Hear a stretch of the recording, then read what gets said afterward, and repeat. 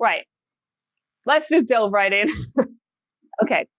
I've been looking forward to this interview for a very long time. It is Groundhog Day, very aptly timed, and many of us can relate to that this year, especially here in the UK, where the restrictions are really tight right now. In my opinion, there is an attempted assault on our sentience, and this is an attempt to keep us in the lower vibrational fear-based frequencies, the lower chakras. So never before has psychic protection been so important. It is crucial to understand how to look after your electromagnetic field or auric field. So I'm going to give you a brief introduction. Andy Porter, you are a humble man, and that is the mark of a true healer. But just to boast a little bit for you, you really are an expert psychic surgeon. You're incredibly good at what you do. You channel an entity called Chen, and you've written an ebook called Chen's Psychic and Spiritual Teaching. So let's delve right in. What is psychic surgery? Yeah, thanks, Kristin. That was very nice intro. So from my perspective, really, psychic surgery is basically surgery on the etheric field primarily, really. So when I kind of first started to do this type of work, I obviously engaged with a spirit that called himself Chen. So there was no kind of like VIP figure. There was no, it wasn't Jesus Christ or it was just a guy that called himself Chen, basically, that told me he was, from China in kind of the 1624 was his last physical life, basically. But in that time, he did lots of work on people, and he saw himself as a surgeon, really, but more in terms of kind of healing, that sort of thing. So after we kind of connected, and I started working with him, worked through Reiki, that kind of thing, but eventually ended up doing what we called psychic surgery. So his take on that basically was, it's just surgery on the etheric field. And as you kind of rightly said, at the moment with what's happening on the planet with COVID, and it's kind of encompassing every country across the whole world. So the vibration of the planet is massively negative, with people dying and departing, and obviously people very anxious and depressed, and we're all locked up, of course, which doesn't really help from a happiness perspective. So looking after your etheric field and making sure that you're resisting any type of negativity is, in my opinion, kind of like key to your happiness, really. And it makes a massive difference. And the thing about psychic protection is really, it's like so easy to do. So again, lots of people talk about psychic protection and you need to go on courses and do all sorts of kind of woo-woo magic. But, in my opinion, it's just simple, really. Everything that you think, you kind of manifest, because we're kind of moving into that 5D space. So as long as you think you're protected, you can be. And obviously there's a whole load of things that you can do to increase your etheric vibration and put that protection in place. So things like drugs are a big problem, really, in terms of perforating the etheric field. So no drugs is kind of key. And obviously alcohol and tobacco, I see people that drink and do, obviously smoke, and it's not a massive problem from an etheric field perspective, not in comparison to drugs, certainly. So alcohol's okay and tobacco's okay in kind of minimal levels, really. And then again, it's just the foods that you eat, really, eating healthily, vegetables, and of course meat is a big thing as well. So trying to reduce meat consumption, because I had this chat with Chen about it actually years and years ago. So when we first started, he kind of encouraged me to go or to move into the vegetarian space on the basis that he wouldn't work with me if I was eating meat. And that turned out to be a test, basically, to see if I would follow that line. It was kind of to see what my appetite was to do this work. So he kind of threw this kind of challenge down as if, if you can go vegetarian and stay vegetarian, I'll work with you and train you to do psychic surgery. If you can't, you're not the right person for me, and I'll move on, basically. So I kind of followed that vegetarianism for about 7 or 8 years before eventually kind of starting to eat meat again. But the whole problem with meat really is obviously the way that animals are killed. Most of them are killed in a pretty negative way, and there's not much TLC and love involved these days, certainly in the big commercial factories. And of course, what that means from an etheric perspective is that animal's vibration is extremely low. So it's full of fear, and they're full of adrenaline as they die and take their last breath. And of course, that vibration gets incorporated into the meat, into the flesh, into the animal. So when we then ingest that, that animal in whatever way we ingest it, we're actually assimilating that negative sort of frequency and vibration into our own etheric field.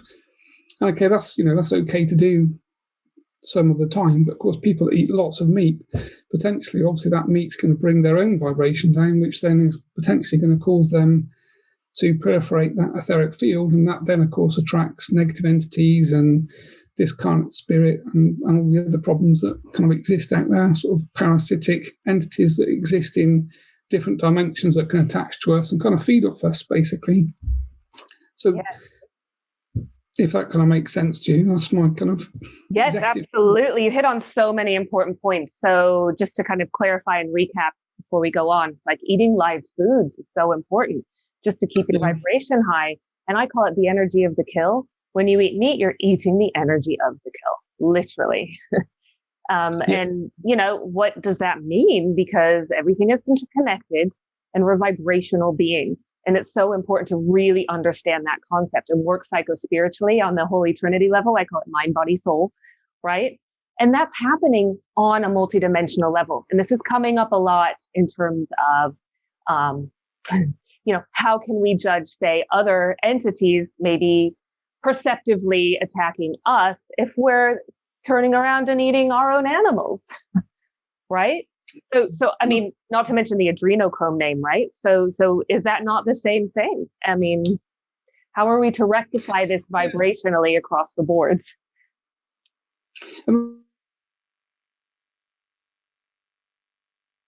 I've lost you, Andy. Basically, you know, we kind of have a... You're back. Go for it.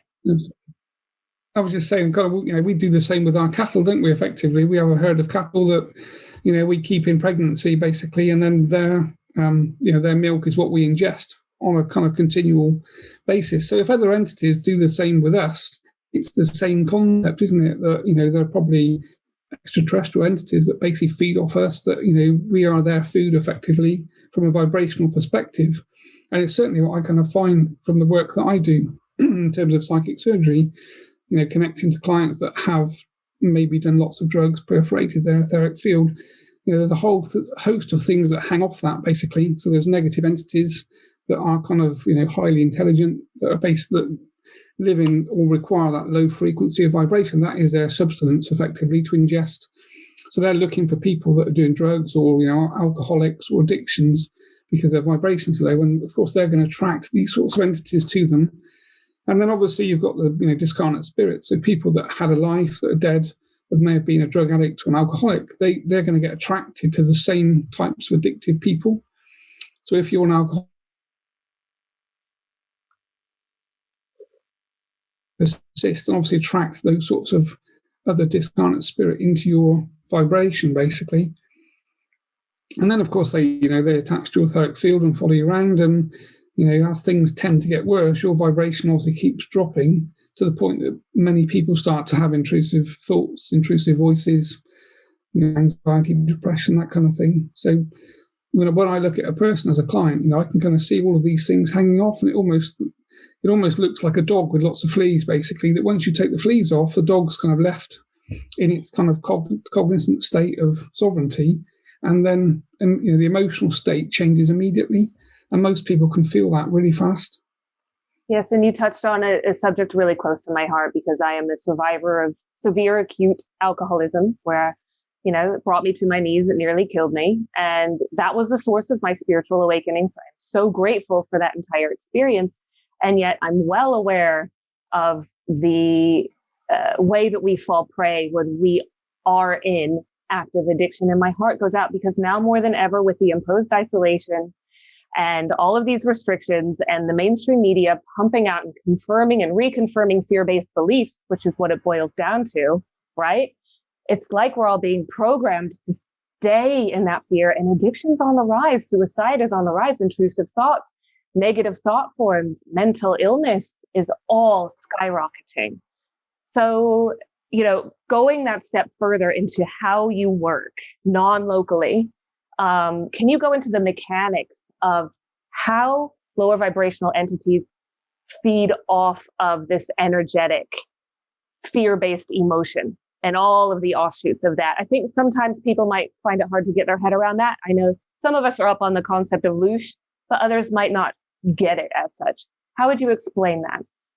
Yeah, so the way that I see things, I can kind of see etheric field. So when I work with Chen, who's obviously my guide, So quite luckily, he does all the work basically, and I just talk effectively. So it's quite a good partnership from that perspective. So when we connect to a client, my clients all over the world, so I'm never with them, so I don't need to be with them. Again, just through holding the thought basically to connect. I then check in with Chen and see, are we connected to the client, which could be yourself or anybody effectively. And he'll say, yep, we're connected to their etheric field. And then in my mind's eye, he shows me a picture basically of their etheric field, and I can then see what's connected. So we tend to work through like a list now, basically, in a kind of structured manner. So we look for negative entities that are connected to the outer field primarily to start with.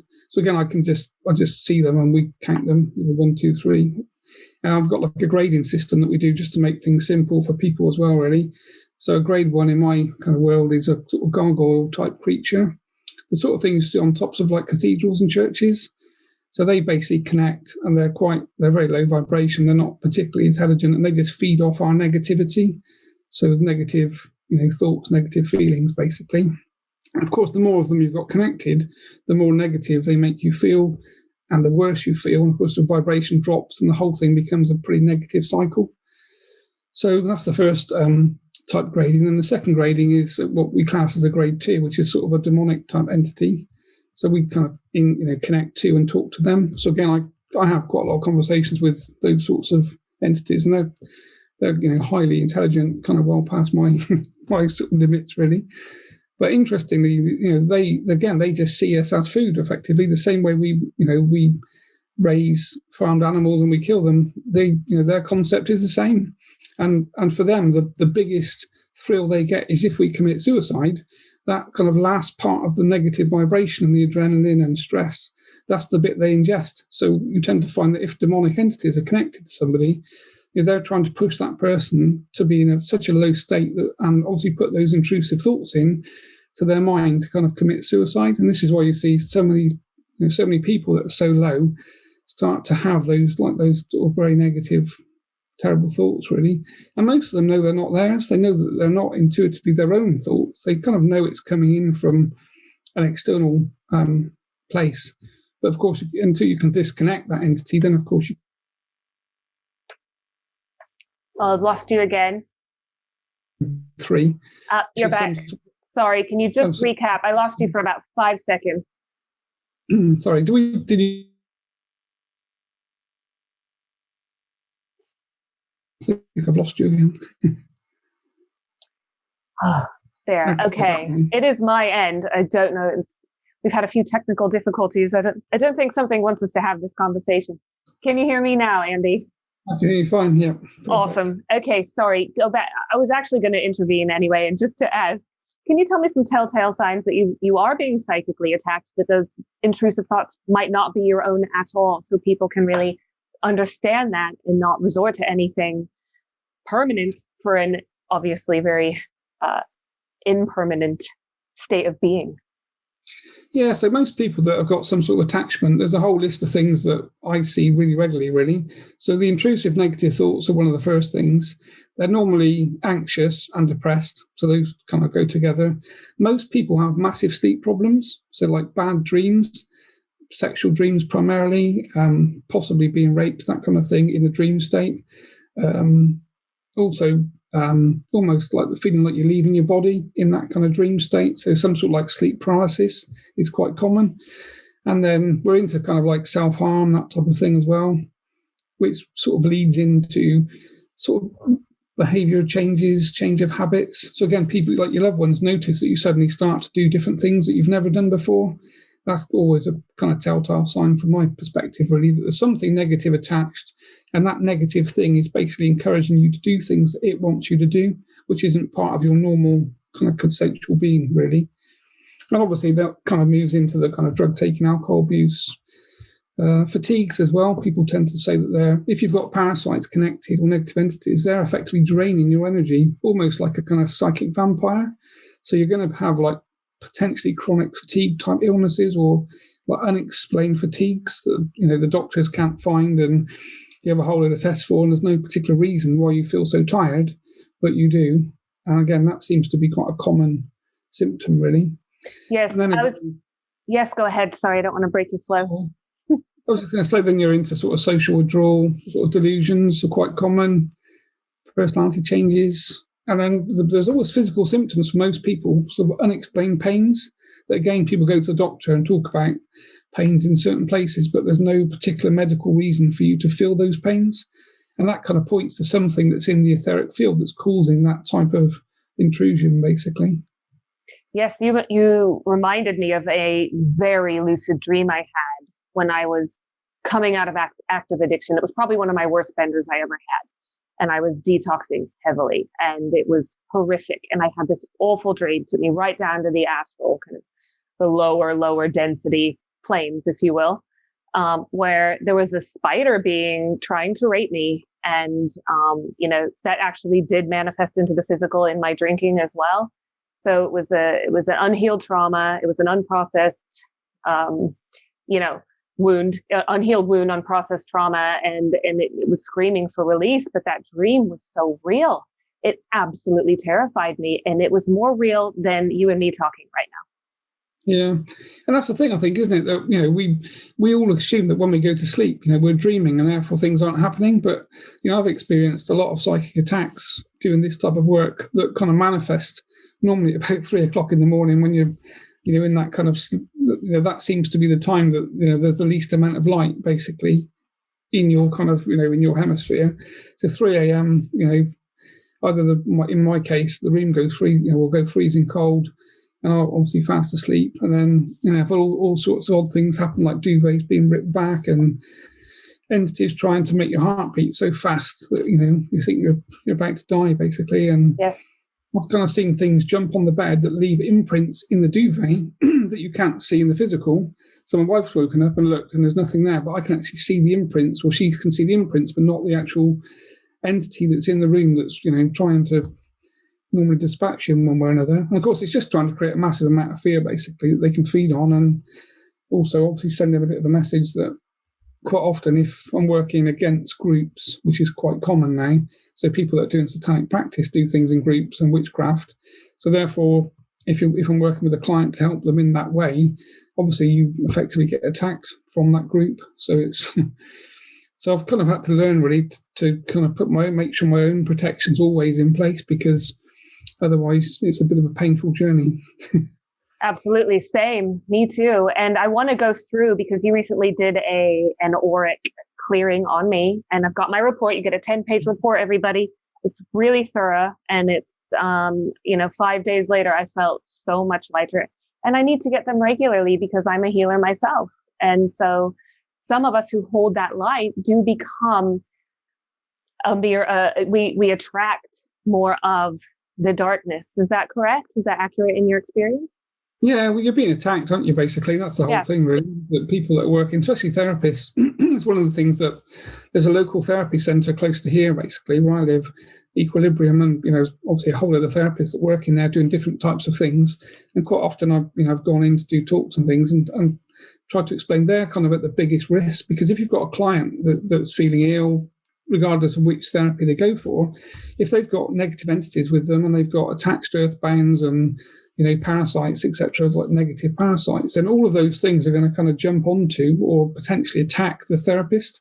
So whilst the therapist is doing Reiki or acupuncture or massage or whatever the discipline is, they're effectively a target for these type of entities. And most of these therapists, after a while, go home with headaches, feeling ill, feeling drained and tired. And if they don't do their own protection, most of them will tell you that, they don't really look forward to the next day too much because they're too tired from the day before. And that is just attacking my sort of perspective. Yes, the spiritual health checks are crucial, especially for those of us who are light workers or starseeds or working in any capacity to help anyone else, especially emotionally, because this is a vibrational issue, right? You went into ritual satanic abuse. I also see clients who have been victims of ritual satanic abuse, pedophilia. It's a dense consciousness we are clearing right now. Sex trafficking. It's a subject also dear to my heart, because I really want to raise awareness to the fact that this is indeed also real and very much occurring on this plane. So could you talk to that? Because you mentioned, you were up against groups. What are you talking about? So yeah, quite often again, I work with clients basically that are they are the kind of victim of that type of thing. So normally, well, just talking generally, but quite often they seem to come from quite elite type families that seem to work in negative ways with negative entities basically. And quite often, the children go off to private school and they board, and quite often the private school, teachers, that some of them obviously are into children and sort of paedophilia, that type of thing. But it kind of goes hand in hand with some of these these old odd cults that are in these places as well, and obviously that then runs into sort of satanic type occult practice, that type of thing. So it's really funny because I never see the children of builders or plumbers. It's always kind of like the elite of society really, whose children seem to have problems. And of course in the film industry and the sort of music industry seems to be quite rife with that type of thing, which was a bit of a shock to me really, because when I started to see people and they open up and tell you about their life, and some of them come from well-known families that we see on TV, I was a bit shocked really that that's the kind of the life experience that they've had. And of course they don't know where to go because people don't talk about satanic abuse, and paedophiles aren't that easy to expose really, because they're not normally working on their own. So they normally work or are part of groups that do that type of thing.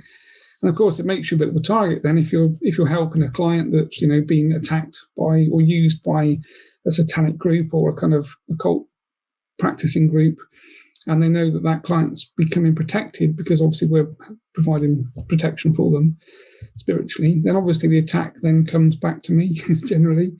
So this is where I lean on Chen basically, and it's one of the kind of agreements and deals we had a long time ago. I said to him, if I'm going to be in this space doing this work, then I need to be able to lean on you basically to sort the problems out, because obviously I've got my own family and job and that kind of stuff. So if I'm going to be in the center of that, then I need to make sure that I'm 100% happy in the way that you can protect me, sort of 24/7 really. Absolutely. So, I get that. I rely on my guides too, my Pleiadian guidance team really. And it's more important than ever that all of us not only learn how to protect our auric fields, but also pump that muscle of clairsentience and start to get in touch with the team that is there to look after us as we become more aware of the atrocities and the horrors that are occurring and have been occurring for millennia in the collective, right? And it's like denial. Do you believe, because I think self-deception is really, if there's such a thing as sin at all, it's our capacity for self-deception. Do you think denial leaves us open for psychic attack? Yeah, I think that's the problem with society really, is that we don't really address it in society.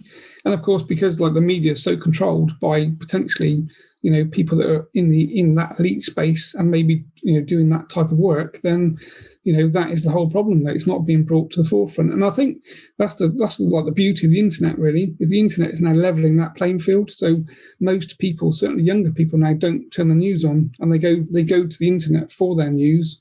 And their news is localized in their kind of groups and the people they talk to, rather than, you look at the older generations, like my parents now, the BBC is truth, basically. So if it's said on the BBC, then it must be true. And, we obviously don't believe that, and we know it's not the case. But our generations have seen that, and the younger generations are kind of in front of us now, whereby, they're moving through the social media platforms and the information comes out one day and it's, viral the next day. And it's fantastic that we can start to use these techno platforms against the elite people. So, well, we can be addicted. I mean, bringing addiction back into it to the mainstream media, we can be addicted to fear-based thinking. We can be addicted to the matrix in general.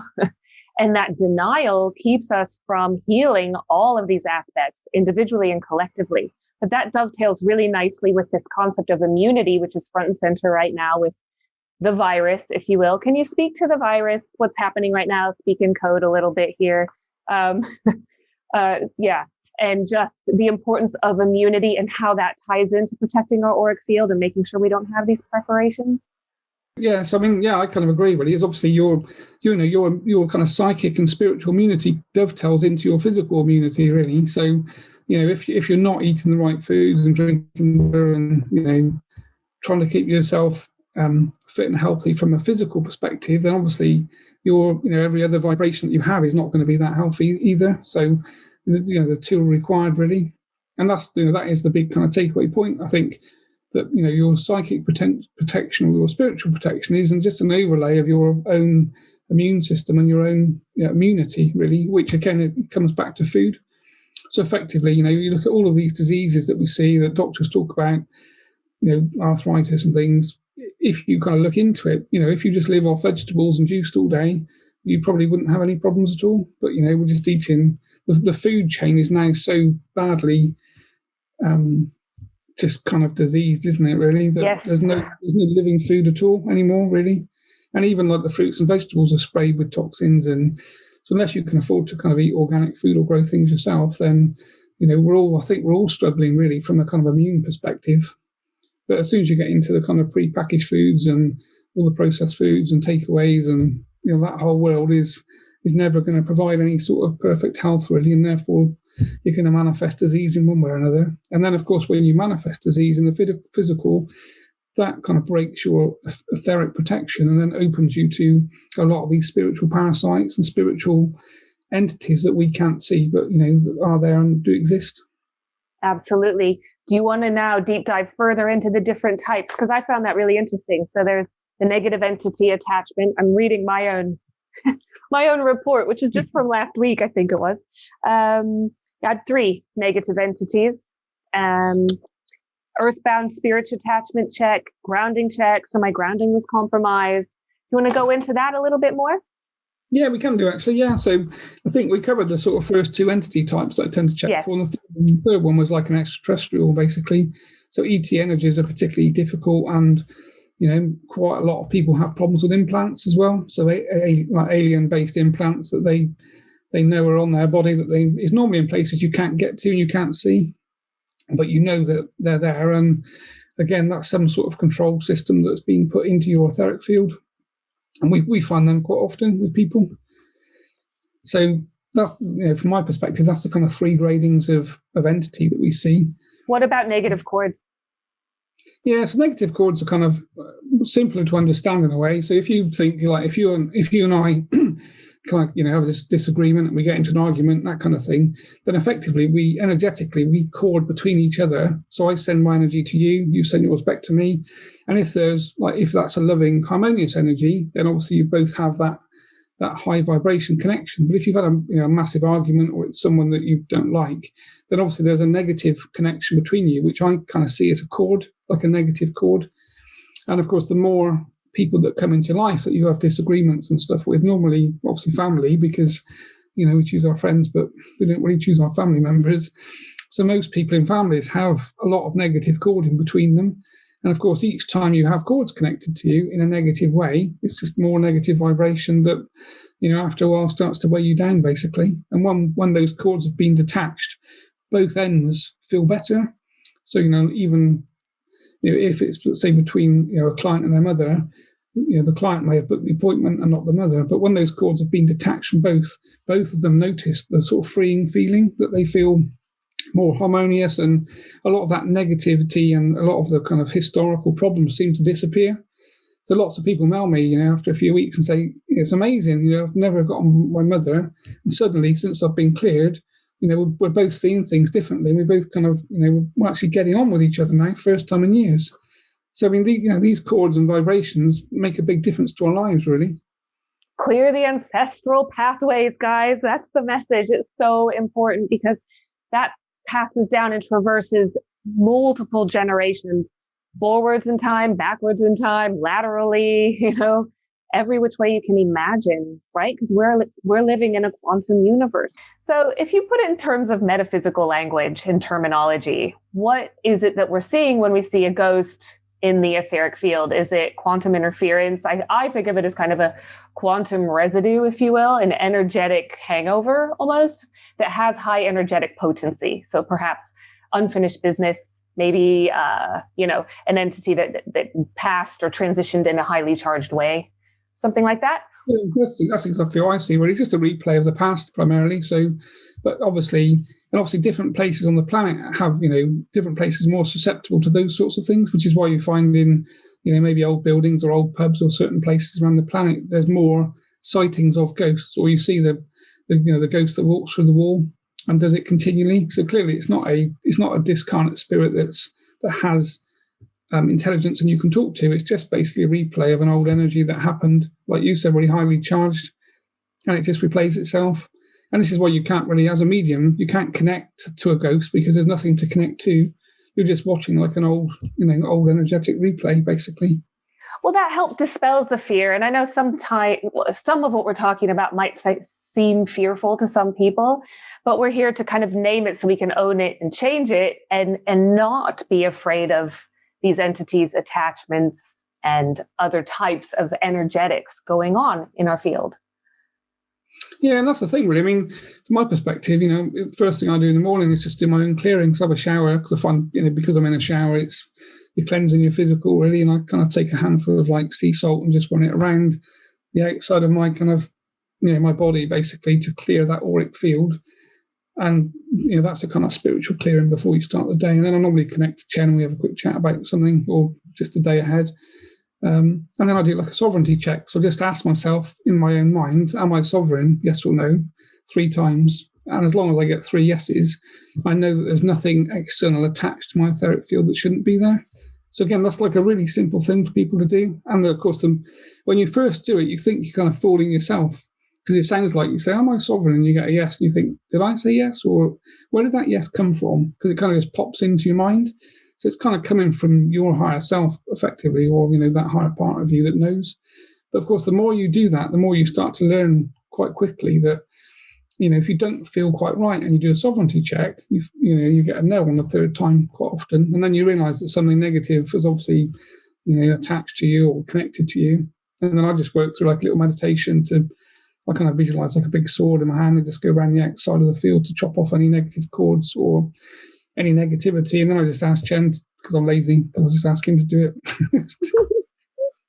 Excellent resource to have at your disposal. I love that you said sovereignty checks. That is so important because this whole process is about sovereignty. This whole thing of ascension and awakening and the powers that were, creating the illusion of fear, right? If we stand in our own sovereignty, that's our superpower. I want to go further into some solutions, really, and look at intent. Is that not also another superpower, do you think? The power of our conscious focus?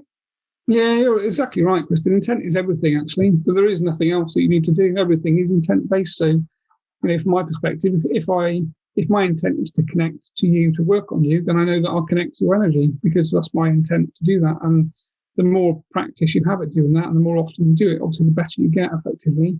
And the same with like clearing yourself, you don't have to be able to see things from a psychic perspective. You can just use your intent to say to yourself, I'm clear, basically, or, move that intent out to the guides and say, can you clear me? You don't need to hear what they say back or connect to them. Again, you just need to know that it's happening. And the more you do it, you get at it. So everything is intent effectively because everything's vibration ultimately. And that's why this field should be so easy for people to understand, because I think it's been made complicated on purpose, but it should be the easiest thing in the world because we're physical beings with a spiritual soul effectively, and everything's intuitive. So we all know how to do this stuff. It's just that, we've been brought up with our schooling system turning all of that off, and we've been taught to follow process and follow rules and all that rubbish. But ultimately, if we all went with our intuitive thought, the world would be a completely different place. Yes. That's why I liken awakening to a continuous process of deconstruction, because it's like we're deprogramming and unbrainwashing ourselves. And a lot of that is done by unplugging from the mainstream media, unlearning the things that we've been taught in schools.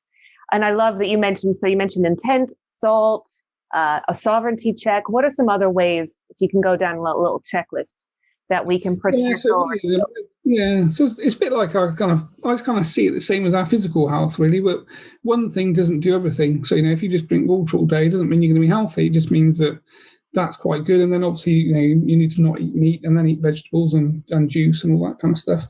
So for me, the things that I incorporate into my kind of lifestyle really is obviously a sea salt clearing in the morning every day without fail, and then obviously that sovereignty check.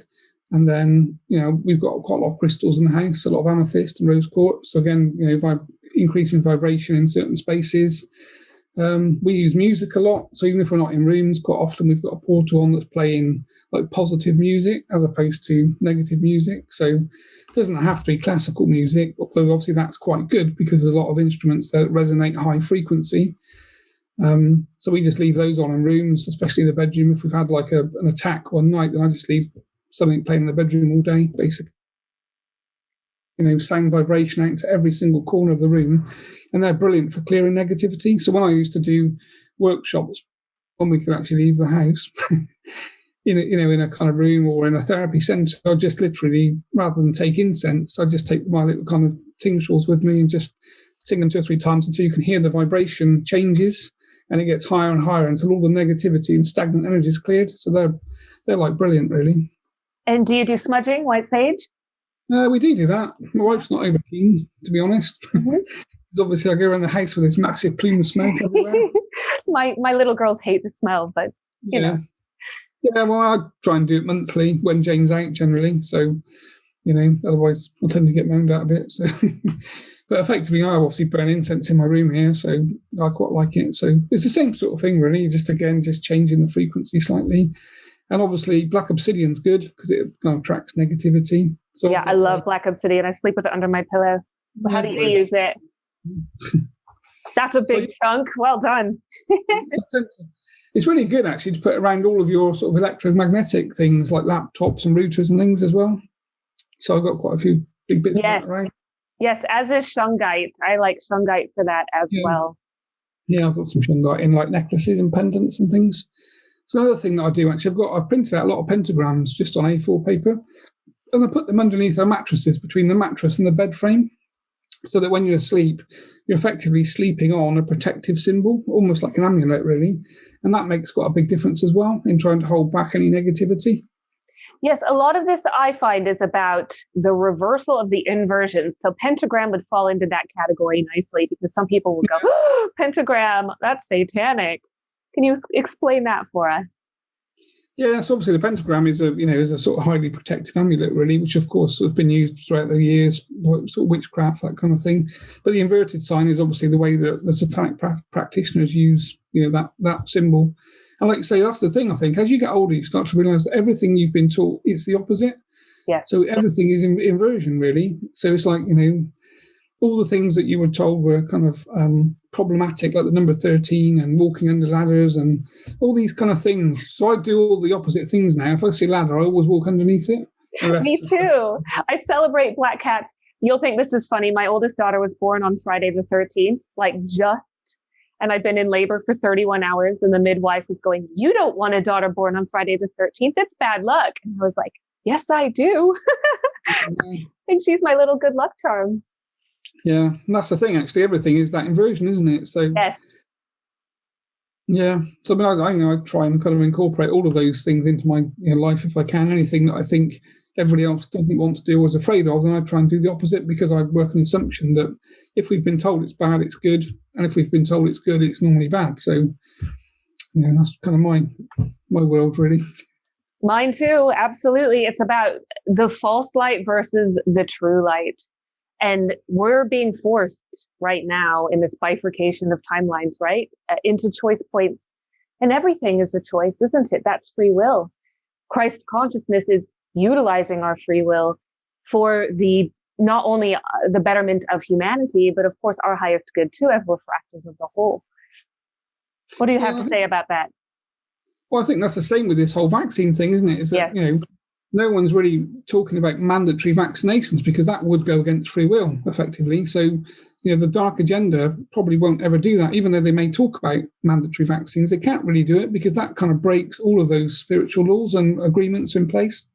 The only thing they can do, obviously, is stop you having your holiday in Spain if you don't get vaccinated. So that will probably be the incentives for lots of people that maybe don't want that type of thing, that, you can't have your holiday unless you adopt a vaccine. But for those of us that don't plan to have it, then my assumption is they won't be forcing you, really. Yes, there's always an out, I find. And there's always the option to stand in your sovereignty no matter what. And the fear is there, but it's about rising above it, right? And not getting stuck in that undercurrent, if you will. I think that's the problem, isn't it? When you sort of look at social media, and I've looked at quite a lot of my social media, there's so many people, especially spiritual people, caught up in this whole vaccine thing, and there's so much fear and negativity. And you think, just say no, basically, or just Yes. say simple. So simple. Really just say no. What do you and Chen feel about the artificial intelligence agenda, transhumanism? Do you think that's at play as well in the vaccine agenda, like in terms of nanotechnology? Or do you think that's another kind of fear porn thing to get us stuck in 4D, if you will? Yeah, I think it's trying to harness that sort of 4D energy, basically trying to, like, say, trap us in that place. So if you look at what's happened with this sort of Invictus Games that's happened over the last few years, all of the kind of like the war heroes and soldiers that come back with, with bits of their body missing, get these super bits, don't they, that are really good, and they can run faster than someone with normal legs. And it's almost like, and all the films, harmonizing with that and almost making it feel like if you haven't got something, AI about you, you're kind of inferior as opposed to the other way around.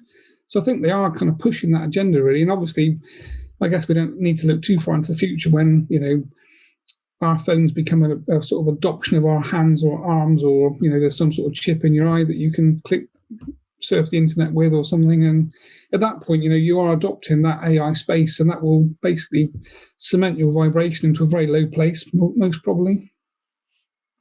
Yeah. I mean, that is incentive enough, right? What kind of future are we feeding? What consciousness are we feeding? And that's why it's so important, as a mother, I want to create the best future for my children and their children and their children, and feed the organic utopian timeline, I call it, right? Which is bliss. We co-create our realities, don't we, by the vibrations that we output. And so it's, again, goes back to keeping your auric field clean, clear, and protected. Yeah, and that's the whole thing, isn't it? Again, we need to get back to a place whereby, we kind of start rejecting some of this techno push, really, and get back to nature, get back to connecting with, we're an animal on the planet the same as the other animals, effectively, just that, we've kind of lost track, I think, really, of that whole thing, and this whole polluting the planet, and trying to keep working down this techno line all the time, and new phones and new technology, and people can't talk to each other anymore. And I walk around. I live in like a small town, and I walk around without a mask on, and I say hello to everybody every day.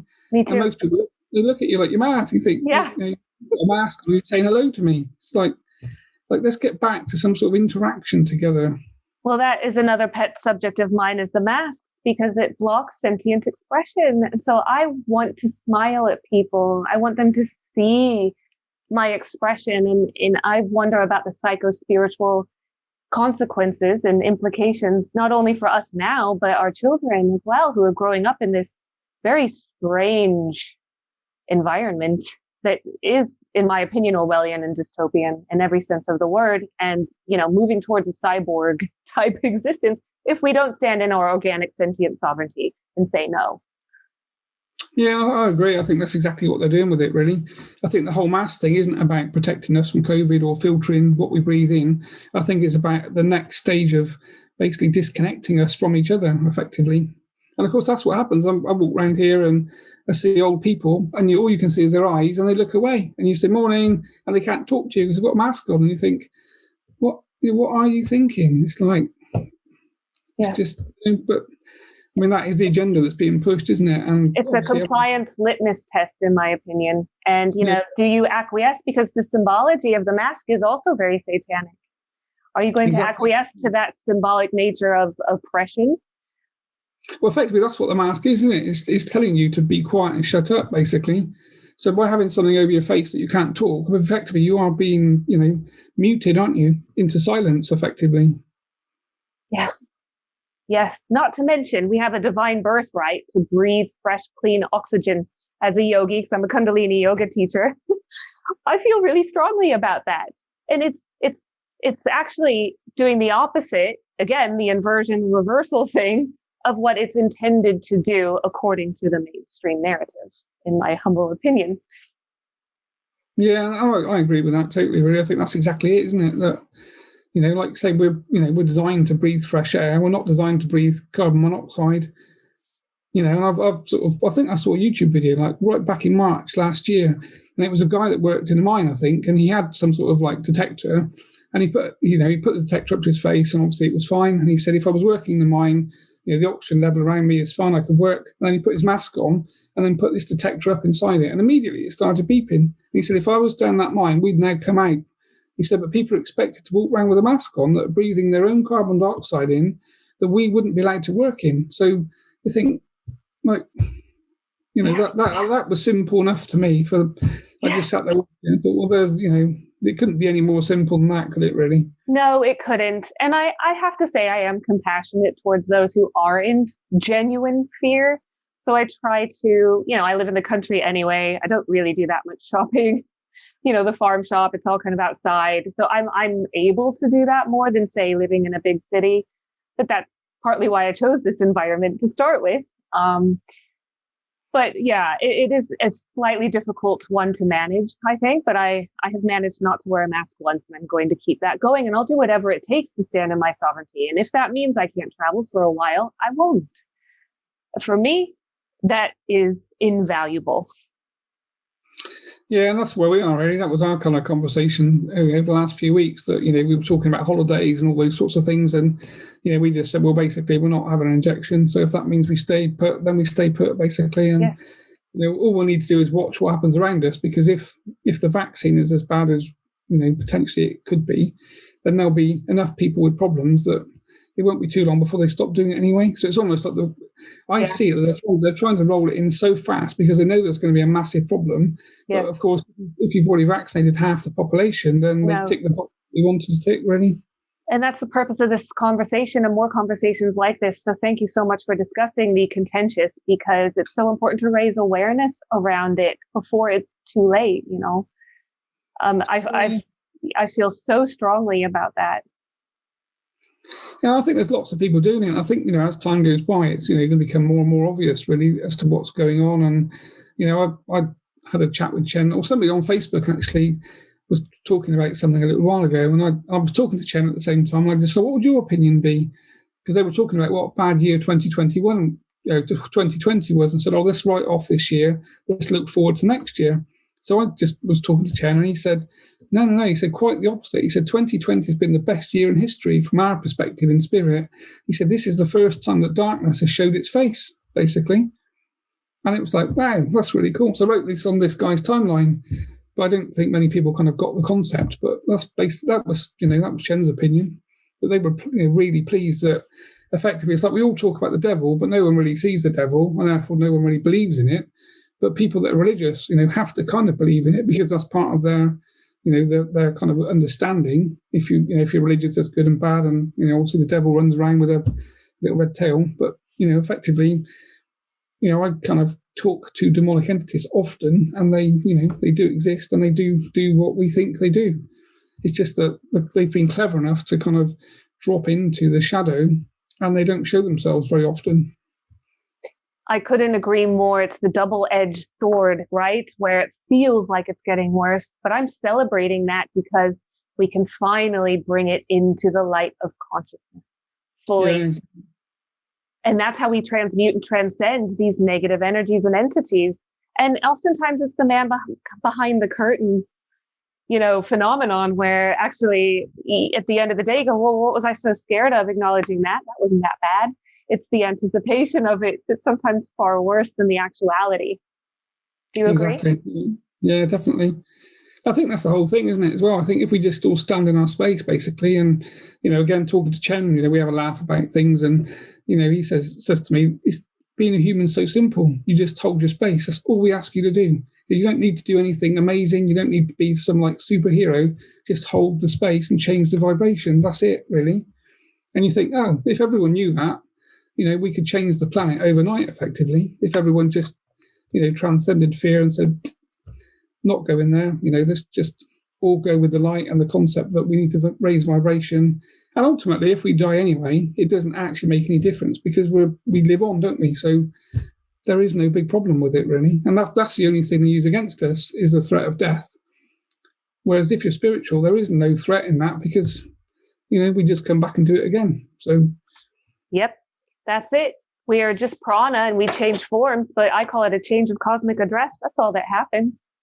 We are eternal. We are, absolutely immortal, powerful beings, and to stand in our own divinity and own our own sacred nature of our sentience is what I call it. Our life force is what it's all about. And I think all this is a natural part of ascension as we're in between the sort of changeover of epoch cycles, right? Ending the Piscean age, going into the Aquarian age. This is very much totally where we're supposed to be. Do you and Chen agree? Yeah, Chen's agreeing. He's nodding and laughing, basically. He might third eye. And he's also saying, you must remember that for most people, they won't change unless they're pushed. So most people have to be taken to the brink to push back. I know that one. From my, days of fighting alcoholism. You can always bring it back to the individual, right? The collective is just the macro of the microcosm.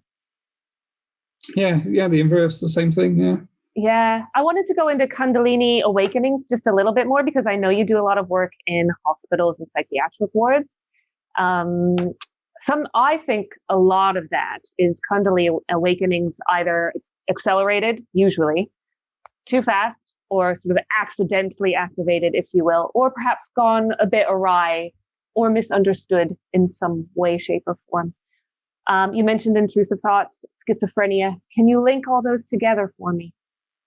Yeah, so I think, I kind of agree with what you're saying, really. I think that is part of it. And a lot of the substances do that as well. So, a lot of drugs maybe activate the Kundalini and then put people in a place that, suddenly their third eye's open and they can see other entities or they can communicate with other entities.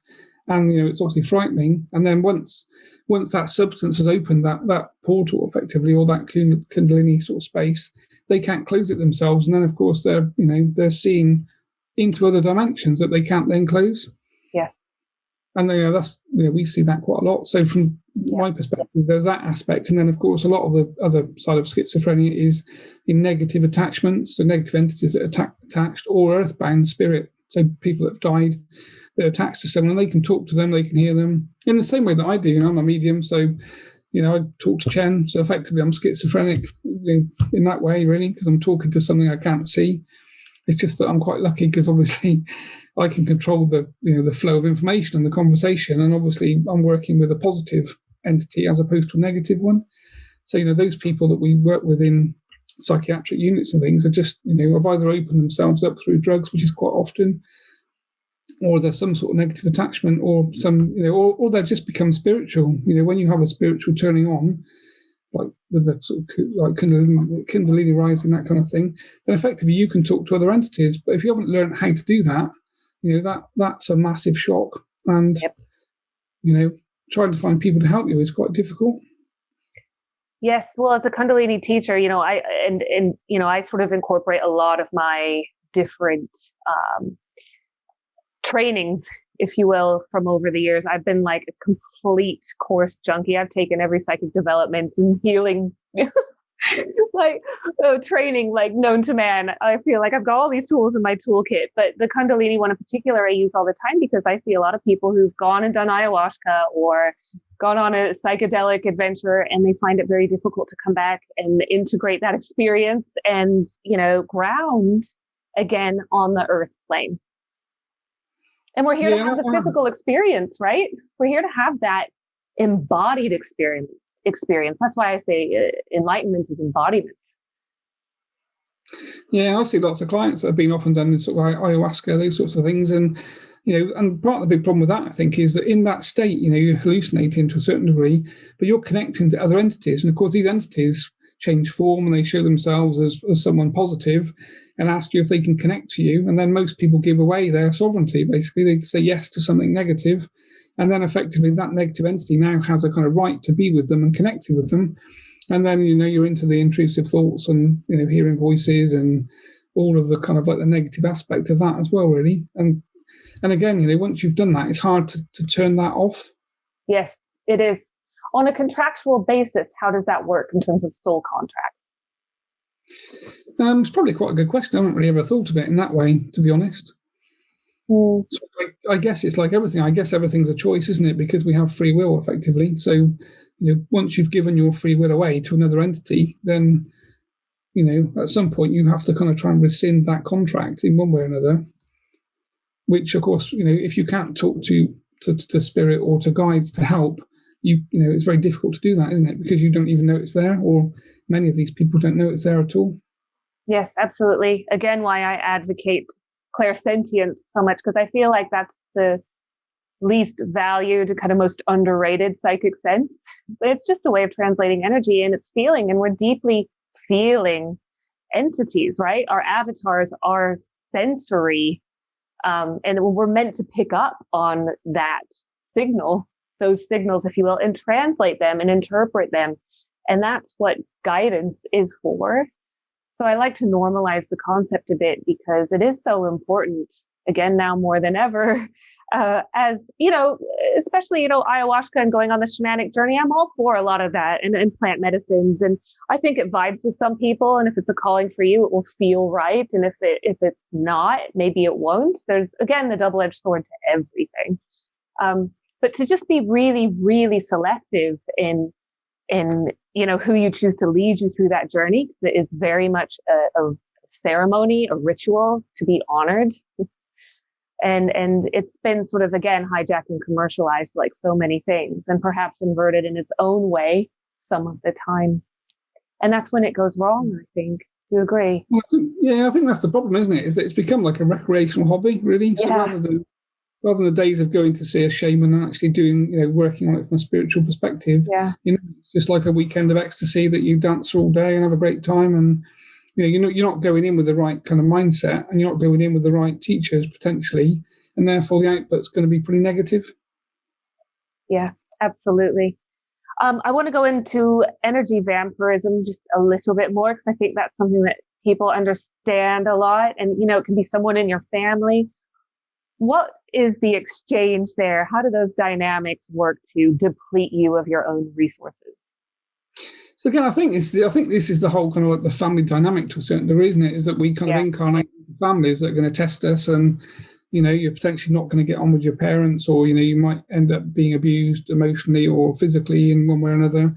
So that kind of setting's already been set when you incarnate into your family sort of group, really. And of course, I think it's like everything, in different families, you've got different types of personalities, and you've got narcissistic people that don't really feel emotion particularly. And those sorts of people are quite happy to kind of put you on the spot and make you kind of wriggle and manipulate you from an emotional perspective, that type of thing. So again, for me, it all comes back to sort of self-responsibility, really. You need to stand in your own truth. So if someone says something to you that you don't agree with, rather than just nod and say, okay, you need to say, to be honest, it doesn't really sort of work for me. But, it might be your opinion, but I kind of can't go with that. And I've sort of found myself, with my own family, that when you start to do that, the people that are sort of psychically vampiring your energy, trying to control and, manipulate you to a certain degree, come forward very fast. The minute you start to stand up and own your own space and say, actually, no, it doesn't work for me, I'm not doing this, or I'm not agreeing with that, you see them, they get quite angry fast. And, so these can be like normally placid people that are used to sort of socially and emotionally manipulating people. They become quite angry and negative quite fast when they realise that you understand the game and you're taking your power back from them. It's all about taking our power back, 100%. I wanted to give you the chance to dispel any common myths around psychic attack. I suppose the common myth is it doesn't exist, really. I mean, I kind of, I see it. I work on clients every day, so it's there. And another thing that I didn't realise kind of existed in the way it does is the whole like cursing, witchcraft, occult practice type thing. So it wasn't something I'd really seen much of particularly, but certainly in sort of the Eastern cultures, sort of Indian cultures and things, there's a lot of that goes on. And the interesting thing is, it's normally like in between families. It's one family member becomes more financially viable or slightly more popular or more attractive, and oddly, it's the other family members that then curse them or go and pay some occult practitioner to curse them, to try and bring them down and send them bad luck and that kind of thing. And the way that I see that, if I look at someone's etheric field, I can see like a stream of energy that comes in from my perception of the right, which means it's the living person that sent that energy in. Well, I just see this stream basically hit the etheric field and just kind of go around the outside. So, and and obviously you can have multiple streams. If you've been cursed by 3 or 4 people, then I would see 3 different streams coming in. And we then just, I get Chen basically puts them in a sort of bubble of light, effectively, and reflects that negative energy back to the perpetrator. But I mean, that those things can do quite colossal damage, really. And of course, it's going on for years as well. So people don't notice that.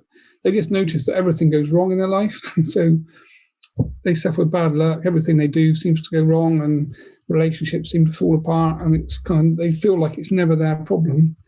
But that whole kind of cursing, occult witchcraft thing it seems to be very big. Yeah, definitely. What would you say to people who are spiritual perfectionists? So they go, well, I never get attacked. I'm above that. I've seen some of that in my practice, right? So that doesn't happen to me. And that denial and the defensiveness is always a bit of a clue to me that there's something there, and resistance. And I always try to release resistance, right? And get back to how are we channeling our conscious focus and get out of denial. I think it's like all things as well. I mean, I know people in the spiritual world that have that attitude, and normally it's just fear-based. They're fearful to accept the fact that there is negativity. If you believe in positive, you have to believe in negative. So if you believe in angels, then you have to believe in demons, don't you? Because there must be both. So you can't polarize along. Polarity, duality. Yeah. So those sorts of people, I think, are just living in a very fearful state, and again, it's that kind of like protective barrier that don't want to look at the dark, and therefore it doesn't exist. Yes.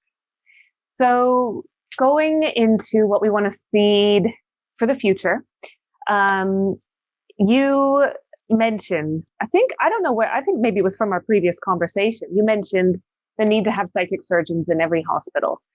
As we sort of merge, I'm hoping we see a merge of holistic, Ayurvedic medicine, along with homeopathic and natural herbal remedies, etc. And of course, the emotional and the energetic, which is so important.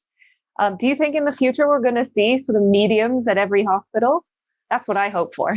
Yeah, I'm hoping so. I mean, we've been working on that for years now, trying to engage with different sort of medical facilities really to do that type of thing. But there's 2 sides of it really. Obviously, when people die and the spirit leaves the body, sometimes it doesn't move on to light effectively, or heaven, or whichever terminology you want to use. So mediums in that place can obviously facilitate that kind of movement, which would be good. And then we see quite often, I work with Dr. Terence Palmer, in sort of spirit release therapy, and he's been sort of written a book, and he's quite a foremost leader in that whole field really. We're trying to get some documentary done on spirit possession, that kind of thing. But it's the same with entities, really. We look at hospitals, and there's a lot of negative entities that are basically sat on the front door waiting for people to come in ambulances, and they attach to them and feed off them. And hospitals are quite dangerous places for spiritual people, because you've got all of the negative things there. You've got people that are in pain, in physical pain, and of course their vibration's low, and they've lots of adrenaline and fear. And then, of course, that attracts, a bit like a kind of, blood to a crocodile type thing, that attracts, discarnate spirit that are negative, discarnate entities, and just negative vibration, really. So if you could put a psychic surgeon / medium / psychic in a hospital, you can change the feeling of the whole place and move a lot of this spiritual, a lot of the spiritual negativity could be moved on. And of course, there's lots of people as well. I mean, I kind of always looked forward, or I hoped at some point I could kind of get a job as in a doctor's surgery, sort of 1 day a week, so that when people go to see the doctor, if he can't fix the problem, they could then get past the next room, which would be, the woo-woo spiritual guy type thing. And maybe I could actually look at things in a completely different way and try and work on the spiritual aspect that could be causing the problem. So I'm hopeful that will happen at some point. I think we're just going through this big transition, aren't we, really, as the 3D world kind of falls apart. Yep. It's a big shakeup, and it's a disintegration of all the old structures that were not working for us. And that's what we have to keep reminding ourselves when it feels scary, is it's okay, right? It's letting go of the old, right? Sometimes good things fall apart, although they weren't good, but okay, if you feel like that, if you're plugged into the mainstream, so better things can come together. And the darkest hour comes before the dawn. I always think that this isn't happening to us. This is happening for us. It's a natural part of ascension. Yeah. And we're like really, really lucky to be here at this time as well, because again, Chen's opinion is, there's a kind of massive queue in spirit to kind of come in now and incarnate into his physical body. So those of us that are here and we're living and breathing, we probably don't realize how lucky we actually are from a kind of, dimensional space. I pinch myself every day. This is so cool to be alive during this time. Wow. At this point in the quantum field, right? Latitude, longitude, where we are and what we are experiencing right now, it's unprecedented, and it's what we incarnated for. And of course, we go through the big forgetting and we get amnesia when we're born, and that's part of the process, the illusion of separation.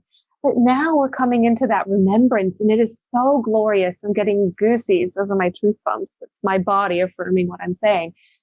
And it's, that invitation, the initiation to step into our own radiance and superpowers and actually purpose as well. I somehow think purpose work is absolutely completely correlated with psychic protection. How does that dovetail into finding your purpose and feeling fulfilled in your life? Yeah, that's kind of where I am with things as well, to be honest. I think, obviously we're all here for a reason, and it's not to go to work every day and do a job and be a, plumber or builder or accountant. That's just the kind of side story, really. We're here to do spiritual work primarily, all of us. And like Chen says, even if that spiritual work is just to hold the vibration, just literally, find a way of living whereby you can just sort of sidestep the negativity and just sit outside in nature for 10 minutes, look at the birds or talk to trees or do whatever you need to do just to hold that vibration. If we all hold a higher vibration, everything changes. And this, of course, is where we are. This is the war, isn't it? That the dark side is trying to make sure that we don't have any time to actually do that. So we've all got these massively busy lives, and there's always interruptions coming in to try and stop us just walking outside and take your shoes off and go and talk to a tree or just walk around a lake or just to connect to the real world, because we're not in the real world with this whole lifestyle that we're kind of forced to live, which is sort of money based, which of course is only energy anyway. So I think, like you say, it's simple stuff to do, isn't it? Yes, I'm with you 100%. And that's the funny thing about the tactics of the powers that were, is that they're completely, backlashing on them. It's like, it's literally, it's doing the opposite of what they've intended it to do, because what happens when we're locked down? Well, we're able to spend more time with ourselves. I see people actually engaging in their own emotional process for perhaps the first time in their lives, and people really tending to their emotional needs, releasing their traumas, getting closer, more connected to their nuclear families, because we're being forced to, right? So the backfiring is, again, it's part of this, although it looks like there's a hijacking of consciousness, some would call it I think there is a psychospiritual informational warfare going on. It's been going on all levels for millennia, and it's coming to a head, and we get to experience it in the physical, right? And that is like the best seat in the house. So to bring gratitude for that really neutralizes the channels. Do you think gratitude is also a superpower in terms of keeping your auric field clear? Yeah, I can remember actually years ago watching The Secret. If you've seen that, I love, yeah. The whole aspect of gratitude and all that kind of thing. And I watched it once and didn't really get the concept, and then I kind of watched it again, and I thought I'd kind of get this attitude of gratitude thing now. And I've kind of worked towards those sorts of teachings in my mind. So every morning, again, it's my ritual is to do the spiritual clearing, do the protection, talk to Chen, and then I do that whole, I'm lucky to be here, and I'm gonna have a good day. Still got to work and do all the normal 3D stuff, but when I'm not doing that, I can put some time into doing other things mentally. So just being happy with who I am and not trying to be something different, and not talking about other, trying to be anything you're not effectively. And just, again, just like being there for your family and your children, but in a truthful way. So when people do things that are wrong, or wrong in my opinion, I call it out and say to my kids, that wasn't a great choice, and I don't really go along with that, even though you might need to do that to learn. And it's almost just trying to be, set that example, isn't it, for other people that, you're not anything you're not, basically, but you're just trying to be the example in yourself, and then other people see you as the example to try and do the same things. Be the change you want to see in the world. That's what it's all about. And it's the simplest thing to do. It's just that to be that person, though, you do need to, you are going to lose friends, basically, aren't you? That's the kind of, that's what I found. As soon as I started to be me, people didn't like it. Me too. Me too. Getting authentic meant I had to be willing to lose those who weren't able to hold that space for the real me. And that's a vibrational thing, isn't it? It goes back to like attracts like. But it's difficult to hold, to live from the heart and be really, truly authentic to yourself is difficult. That's the challenge. Yeah. I had the same thing. I used to be part of quite a big group of friends, blokes, and we'd all go down the pub and talk rugby and football and cars and all that kind of stuff. And then as I sort of started my spiritual path, I was more interested in, frequency things, ETs and ghosts and spiritual stuff, and nobody wants to have that conversation. And within probably about a year, I guess probably about 30 friends, I was probably down to like 2. So I stopped being invited to all the pub sessions because nobody wanted me there, because I was talking rubbish whilst they wanted to talk about the rugby type thing. And it's a shock, really, because you think, I'm the same person, just that my interest level's now kind of shifted. But I want to have a more intellectual conversation about spiritual things, which, like you said, if people aren't in that space, then the frequencies don't align, and therefore, they're going to reject you as opposed to you sort of rejecting them, really. Oh, you're telling my life story, and I'm glad you mentioned that, because I think we're also in a sort of identity crisis. It does cause that when you lose interest in the old, and a lot of your old friends and your own old coping mechanisms as well, and your old interests fall away. There's that kind of rebuilding period that can be a bit dangerous, I find, with clients personally. Yeah, and everyone likes to be liked by their friends and things, or in the social circles. I found my social circle ended up with me, basically. It was just I had no one, I was kind of going through quite a difficult divorce at the time, and there was, my mum kind of disappeared, and I thought, Christ, like, my life's ended. But what I didn't realise, it was just starting. But I thought it was ending, and it's when you look back and you think, wow, that was so cool. It was like the most amazing thing to be left on my own, to start again and find a new path and new people and new things I liked. And it's almost like being reborn in some odd spiritual way, really. It's a complete rebirth. And that's what my addiction led me to, was that complete death of everything that was, who I thought I was, and a rebirth of everything new. And the renaissance of all of that, the creativity and, getting really resourceful and expressing myself in new, exciting ways, and the expansion and the growth and all the new interests that lied in that area. Why would I ever want to go back to that? So it was the best thing that ever happened to me. But that silver lining can be very, very difficult to find. I totally appreciate that when you're in that low ebb. Yeah, that's that is the kind of like the darkest night, isn't it? Really, of a soul type thing. I mean, I can remember lying in bed lots of times wondering, what had happened to me and where I was kind of going to go from there. I was thinking, it's like Saturday night. I haven't got the kids. It's like my weekend off, and I've got no friends to ring and no one. I'd like literally nobody to call. So I used to go to the gym. I'd be in the gym at like 10 o'clock on a Saturday night, and the people working there came over one night, and this girl said, "Have you got nowhere else to be?" And I said, "You know what? Actually, I haven't at all. I really don't have anywhere else to be." And I remember laughing to myself driving home, thinking, "I've got to be the saddest bloke in the world." But actually, it was the time you have to look at your life and think, do I want to go back to that crazy old world, or I am going to find something different? I just don't know what it is, really. And I feel like I was actually in training for this my whole life, because I always felt like an outsider. I was always kind of the black sheep of the family. I always had these interests, and I tried so hard to conform and fit in, and it didn't work for me. It led to the near death of me, because I was trying to adjust to an insane world. And once I allowed myself to be the reversal in full in me, and how I choose to express and how I choose to be and what I choose to do with that awakening, right? That's when everything started shifting. Yeah, I think that's the thing, Kristin, really. You've hit the nail on the head, really, from my perspective, is that when you actually start to follow your right path, you know you're on it.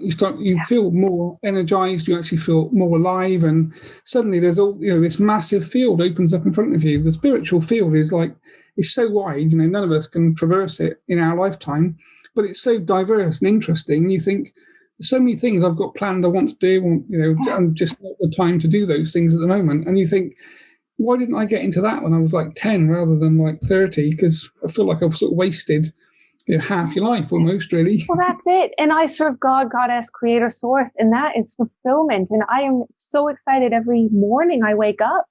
How can I serve the universe and humanity today? How can you best make use of me? And it's that surrender that keeps me sober on a daily basis, I believe, and spiritually fit.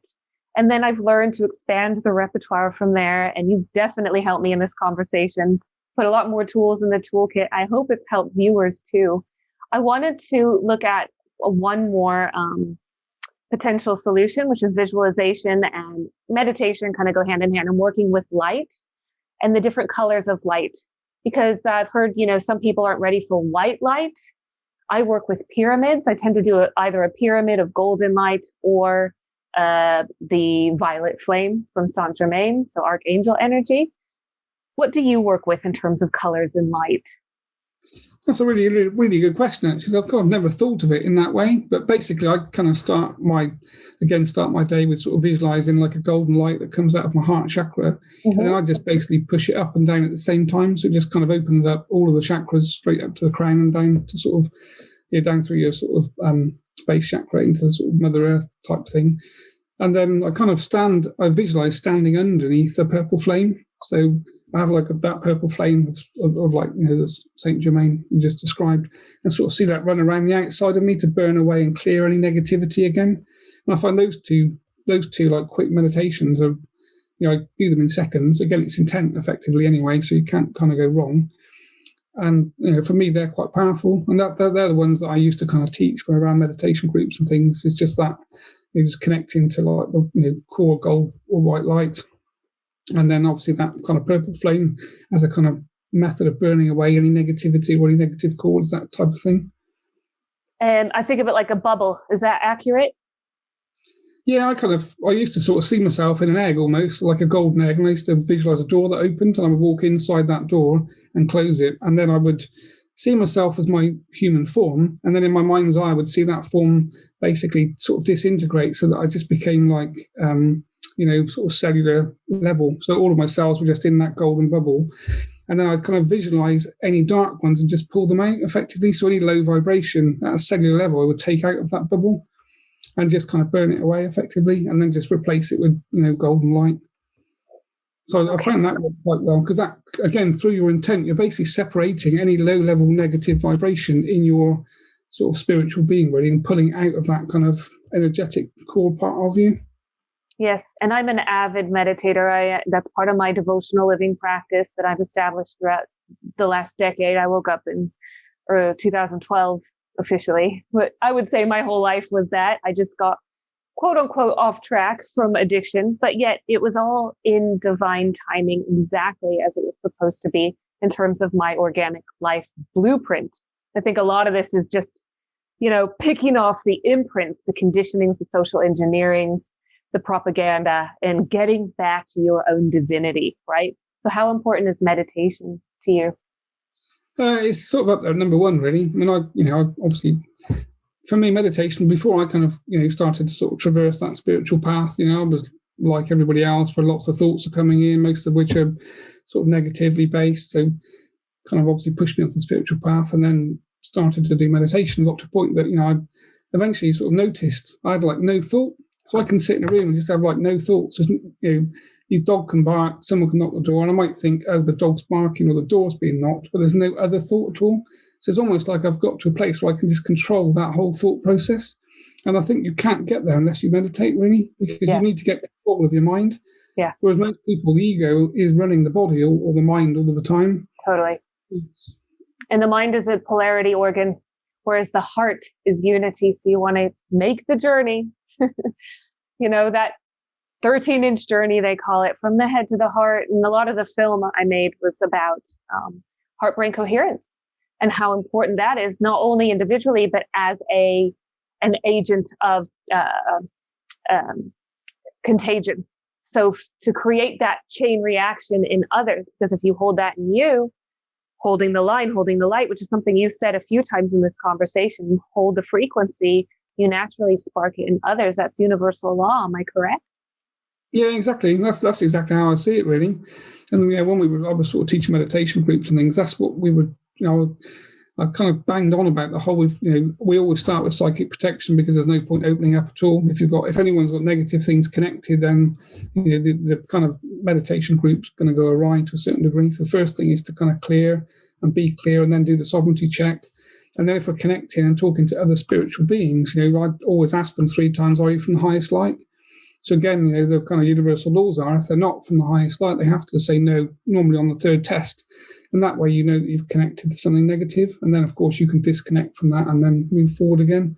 So that's, again, like a really simple thing. Yeah. And it's like massively powerful. And again, massively powerful. And chakra alignment as well. Maybe we can touch on that. I am trying to bring it to a close here, Andy, because you probably want your dinner. I've had dinner, actually. Good. I was well prepared. Yeah. Yes, you were well prepared. Well done. I figured I ought to eat first. It's that man thing, isn't it? We get grumpy if we don't eat. I think it's a human thing. I'm grumpy when I don't eat too. Yeah, exactly. Yeah, but from a chakra perspective, obviously chakras are, your energy vortexes for your body, really. So if they're not open and obviously pulling energy through you, then effectively, you're going to manifest some type of disease or problem. So that kind of goes hand in hand with sort of clearing and meditation, really. So for me, like this whole spiritual thing should be so simple. It should just be, are you sovereign, yes or no? If it's yes, that's great. If it's no, ask your guys to disconnect what's with you. And then if you want to work in the occult space and talk to other energies, different dimensional frequencies, asking them, are they from the highest light 3 times is the first test. And if you don't get 3 yeses, then you just disengage immediately and, don't kind of proceed. So having your chakras open and those simple rules kind of tick most of the boxes for most people, I would think. Yes, absolutely.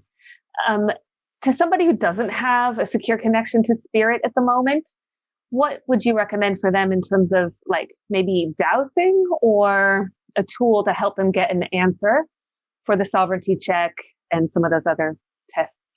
Yeah, it's a really good question, actually. It's how I started. So, I'm not naturally gifted and naturally psychic from birth.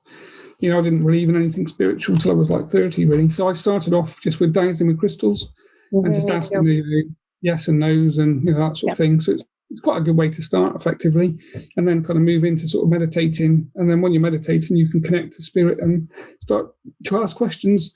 The other thing I quite like is the oracle cards. Yes. You can have a decks of different types of oracle cards. You can ask questions every morning with intent to say, what's the kind of like the leading question or answer for today.